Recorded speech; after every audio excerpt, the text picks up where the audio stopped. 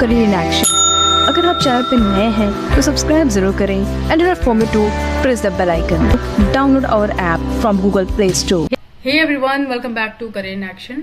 लगन आपकी, एडवाइस हमारी। This is Shilpa Saroj and आज के इस वीडियो में आप सभी का फिर से बहुत बहुत स्वागत है। सो बेसिकली आज की वीडियो में हम क्या देखेंगे, देखो जैसे कि आप देख रहे हो कि BCCL जूनियर ओवरमैन का वैकेंसी आई थी, ठीक है। तो अभी डेट नहीं आया एग्जाम का, तो हम प्रैक्टिस कर रहे थे। तो राउंड 1 राउंड 2 हो गया था। राउंड 3 आज हम देखेंगे। सिलेबस बेस्ड MCQ रहेगा। आज का टॉपिक क्या है, तो माइंस लेजिस्लेशन से हम क्वेश्चंस कवर करेंगे, ठीक है। तो चलो फिर बिना देरी करते हुए बढ़ते हैं आगे। और एक चीज मैं आपको बताना चाहूंगी कि अगर आप हमारा ऐप डाउनलोड नहीं किए हो करियर इन एक्शन का, so you have to write career in action.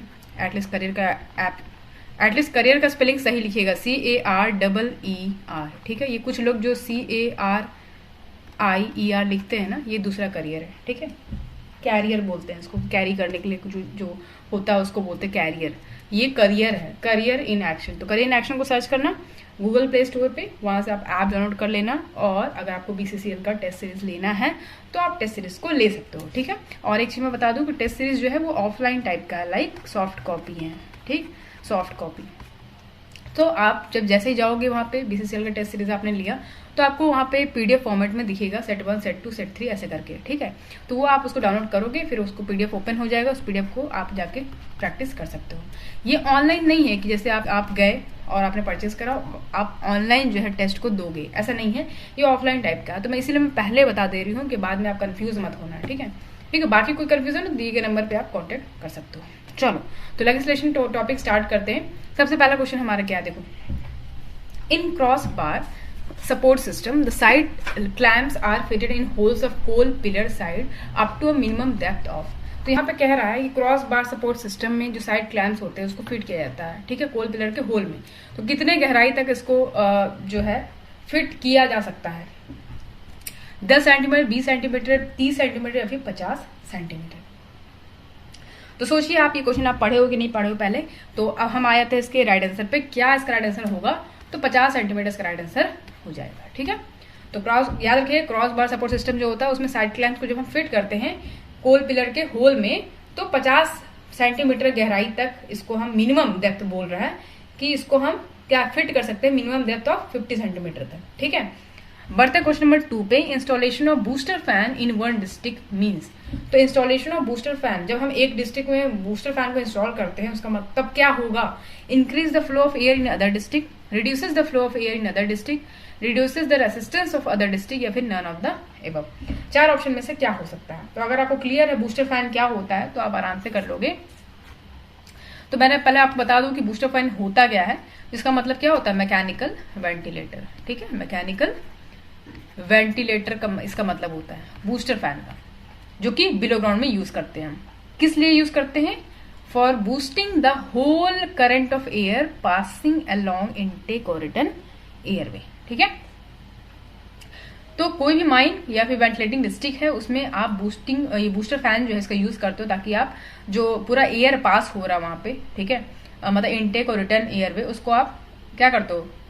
Boost करने के लिए, मतलब बूस्ट करने के लिए उसको वेंटिलेटिंग डिस्ट्रिक्ट में आप बूस्टर फैन का यूज करते हैं। इसी का एक और है आपका ऑक्सिलरी फैन, ये भी पूछा जाता है। इसका मतलब होता है, ऑक्सिलरी फैन का मतलब होता है फोर्सिंग फैन, यहीं पे जान लो, फोर्सिंग फैन इसको बोलते हैं। ये फोर्सिंग फैन या फिर एग्जॉस्टिंग फैन भी बोलते हैं, जो कि बिलो ग्राउंड में हम यूज करते हैं वेंटिलेटिंग डिस्ट्रिक्ट में।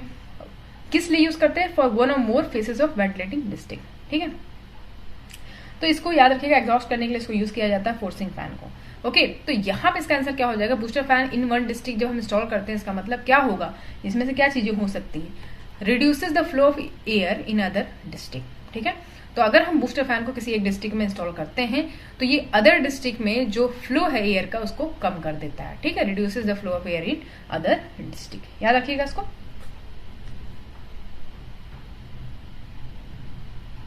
चलो क्वेश्चन नंबर 3 देखो। What should be the minimum, what should be the maximum stipulated distance between runway switch and stop block, ठीक है। तो यहाँ पे रनवे स्विच और स्टॉप ब्लॉक के बारे में बोल रहा है। जरा हम इसको समझ लेते हैं पहले, है क्या ये रनवे स्विच और स्टॉप ब्लॉक। तो मैंने जो है इसका क्लास करवाया था, अगर आपको याद हो तो, सेफ्टी फीचर्स ऑफ हॉलेज, ठीक है। तो जाके आप उसको देखना, उसमें सारा ही मैंने बताया था, इसमें सारा ही यहाँ पे बताया गया आपको, रनवे स्विच, स्टॉप ब्लॉक, ठीक है, जैज रेल, ये सब बताया उसमें। एक बार उसको जाके देखना। ठीक है। तो फिलहाल अभी हम यहाँ पे समझ लेते हैं पहले शॉर्ट में क्या क्या चीज़ है, रनवे स्विच और स्टॉप ब्लॉक। ओके, तो पहले स्टॉप ब्लॉक देखते हैं। स्टॉप ब्लॉक टब तो आप जानते होगे राइट, ऐसे करके टब्स होते हैं जो चक्के लगे रहते हैं यहाँ पे, ठीक है। तो स्टॉप ब्लॉक क्या होता है, ये जो भी इंक्लाइन प्लेन होता है उसके टॉप पे इसको लगाया जाता है ताकि ये टब्स को क्या कर सके, अरेस्ट कर सके, ठीक है, यहाँ पे रोक सके, इसको रोक सके ताकि ये आउट ऑफ कंट्रोल ना हो, मतलब दौड़ने ना लगे, ठीक है। तो ये इसको स्टॉप करने के लिए यहाँ पे स्टॉप ब्लॉक लगाया जाता है, ठीक है, इसी को बोलते हैं स्टॉप ब्लॉक। और आपका रनवे स्विच, रनवे स्विच क्या होता है, रन अवे स्विच, ठीक है, नाम से समझ में आ रहा है कि अवे मतलब दूर। तो इतना याद रखिएगा, जो रनवे स्विच होता है, रनवे स्विच, ठीक है, इसको प्रीफर किया जाता है कि इंटर कपल्ड किया जाता है स्टॉप ब्लॉक के साथ, ठीक है, इसलिए साथ में दिया हुआ है। तो यहाँ पे बोल रहा है कि जो मैक्सिमम स्टिपुलेटेड डिस्टेंस होगा रनवे स्विच और स्टॉप ब्लॉक के बीच में वो कितना होगा, length of a set of tub plus 2 metre, length of set of tub plus 5 metre, length of set of tub plus 6 metre या फिर प्लस 10 मीटर। तो ये जो आपको मैंने पढ़ाया था वहाँ पे बताया गया था आपको सेफ्टी डिवाइस इन अंडरग्राउंड हॉलेज रोडवेज, तो उसमें मैंने साफ साफ लिखा, वो बताया भी था कि यहाँ पे रनवे स्विच के बारे में क्या क्या चीजें होती हैं। मैंने बताया था कि below the first stop block at a distance greater than the length of a set of tubs but not greater than the length of set plus 10 metre, ठीक है, इससे ज्यादा नहीं होना चाहिए। तो वही यहाँ पे लिखा हुआ है कि मैक्सिमम स्टिपुलेटेड डिस्टेंस होगा वो length of set of tubs plus 10 metre होना चाहिए। ओके, चलो आगे बढ़ते हैं। क्वेश्चन नंबर 4 देखो, for OB removal with shovel dumper combination the optimum size of dumper depends on. तो यहाँ बोल रहा है कि जब ओवी रिमूव करते हैं शॉवेल डंपर कॉम्बिनेशन से तो जो ऑप्टिमम साइज होगा डंपर का वो किस पर डिपेंड करता है, the distance of hall, the size of shovel and distance of hall, या फिर टेनेस टू बी हैंडल्ड। तो यहाँ पे राइट आंसर आपका हो जाएगा size of the shovel and the distance of the hall, ठीक है। तो ऑप्टिमम साइज जो डंपर का होगा वो डिपेंड करेगा कि भैया जो शॉवेल है उसका साइज क्या है और जो डिस्टेंस है हॉल रोड का वो कितना है, ठीक है। तो इस पे बेसिकली डिपेंड करेगा। चलो आगे बढ़ जाओ। क्वेश्चन नंबर 5 देखो, for better safety the optimum gradient of hall road is. तो बेटर सेफ्टी के लिए ऑप्टिमम ग्रेडियंट जो है हॉल रोड का वो कितना होगा, 1 degree to 3 degree, 5 degree to 9 degree, 15 degree to 9 degree या फिर 15 डिग्री टू 20 डिग्री।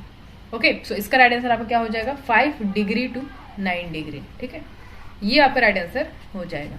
याद रखिएगा, इंपॉर्टेंट क्वेश्चन है, मे बी आपसे क्वेश्चन पूछ सकता है एग्जाम में, तो पहले से प्रिपेयर रहो, ठीक है। अच्छा, ये मुझे हॉल रोड का ग्रेडियंट बताइए आप कितना होता है, कमेंट बॉक्स में कमेंट करके जल्दी से।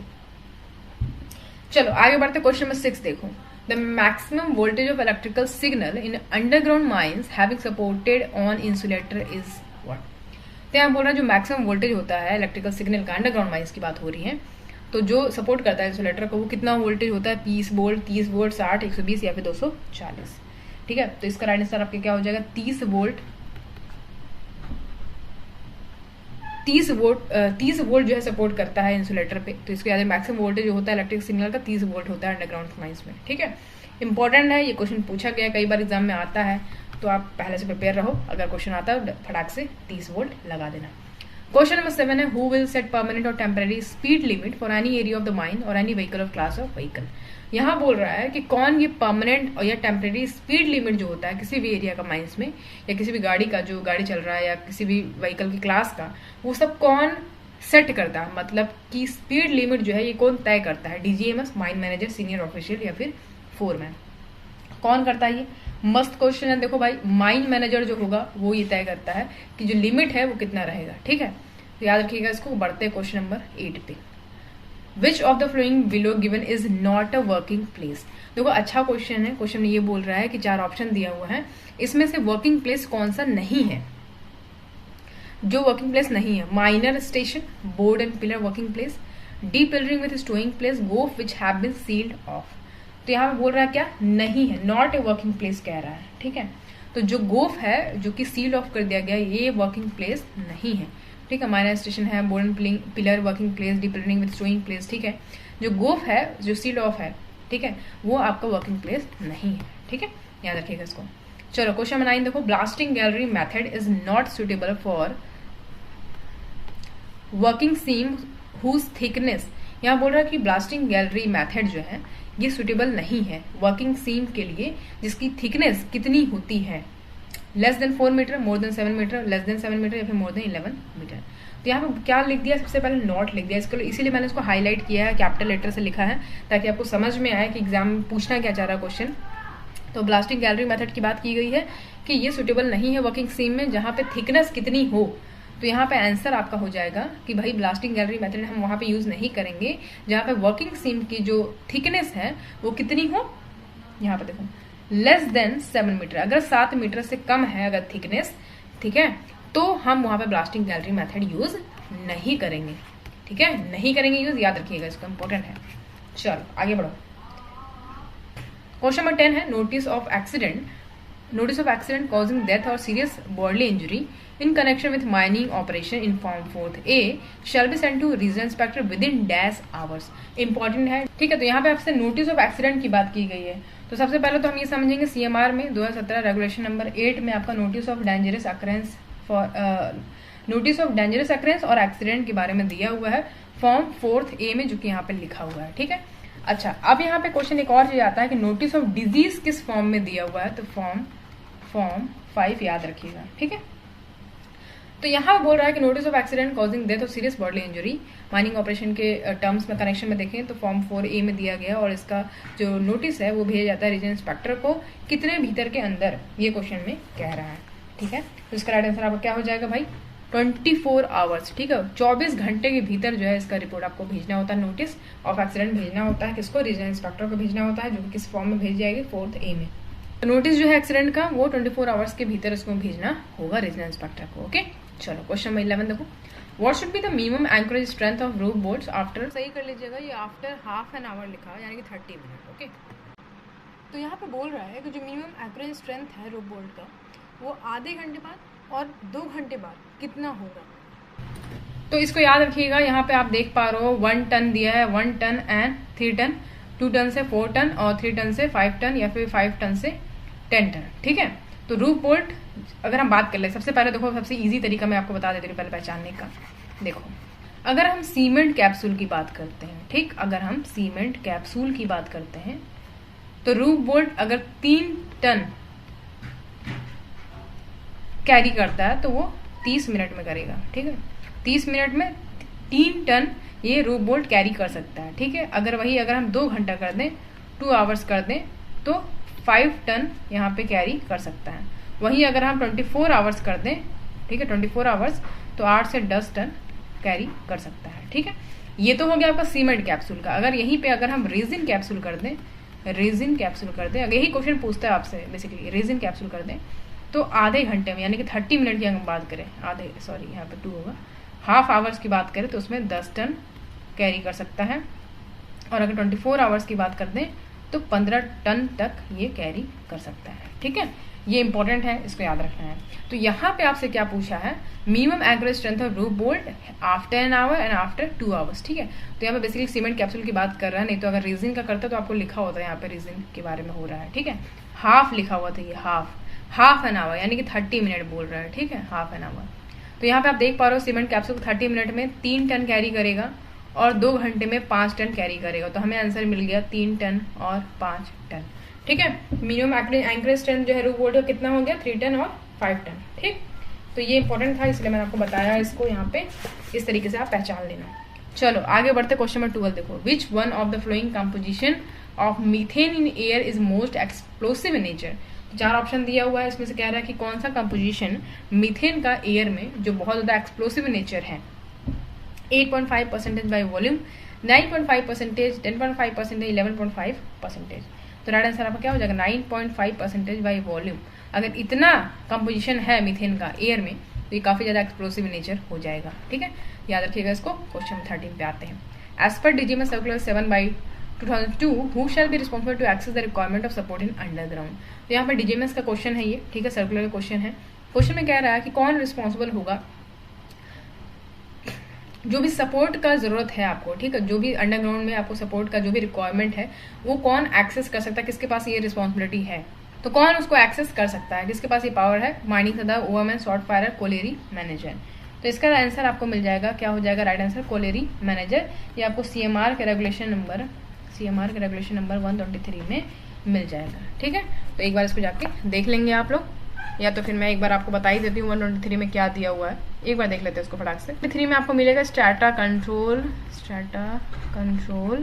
एंड मॉनिटरिंग प्लान, ठीक है, जिसको स्कैम्प बोलते हैं, स्कैम्प बोलते हैं, ये 123 में मिलेगा। ओके, चलो बढ़ते हैं क्वेश्चन नंबर 14 पे। The earliest indication of spontaneous heating of coal can be given by. तो यहाँ पे कहना चाह रहा है कि जो स्पॉन्टेनियस हीटिंग है कोयले का, अगर स्पॉन्टेनियस हीटिंग होने लगा उसमें, तो सबसे पहला क्या इंडिकेशन मिलेगा आपको, ठीक है, मेकिंग ऑफ CO2 यानी कार्बन डाइऑक्साइड बनने लगेगा, या स्वीटिंग ऑफ स्ट्रैटा यानी कि पसीना जैसे चूने लगेगा, स्ट्रैटा का टेम्परेचर राइज, या फिर नन ऑफ द अबव।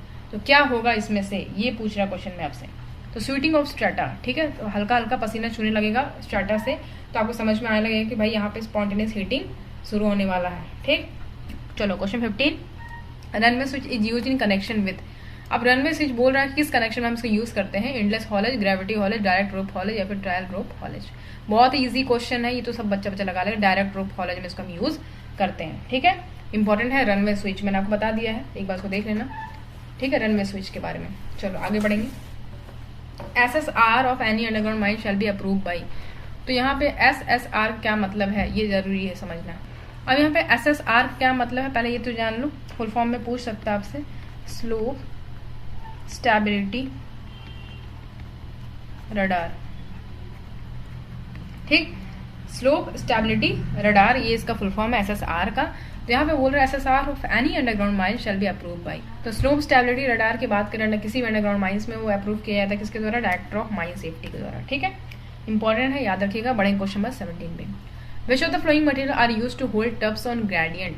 बहुत ही बढ़िया क्वेश्चन है, देखो बोल रहा है कौन सा मटेरियल, 4 ऑप्शन में से, जिसको हम यूज करते हैं टब्स को रोकने के लिए ग्रेडियंट पे, ठीक है, टब्स, रीरेलर, बैकस्टे, बैकहो, या फिर ब्रैक्स, ठीक है।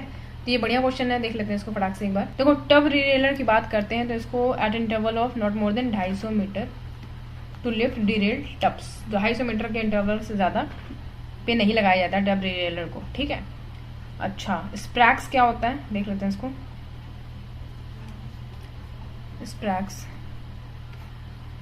स्प्रैक्स को क्या बोलते हैं, स्प्रैक्स को लगाया जाता है एडिक्वेट नंबर में हर जगह जहां पे जरूरत होती है उसकी, ठीक है, स्प्रैक्स।